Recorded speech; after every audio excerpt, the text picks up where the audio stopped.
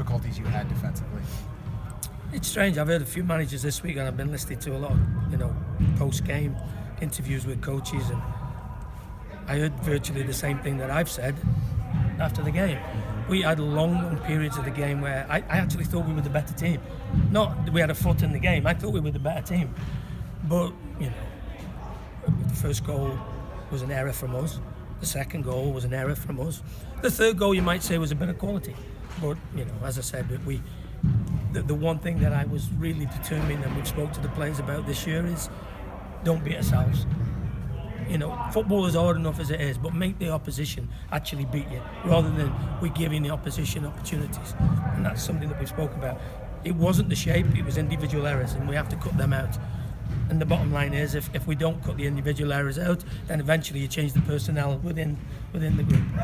So, to that point, could there be changes this weekend? Possibly.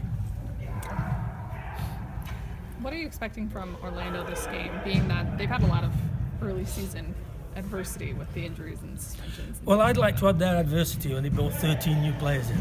That'd be a nice piece of adversity to deal with, I think. Don't you? I think that they've had the best off-season of any team in MLS.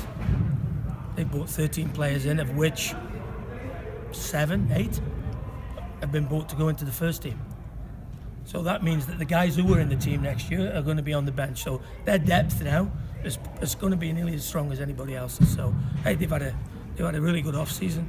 Obviously, the game last week was difficult because they played so long with 10 men. So that's hard to give you a true reflection of what they are.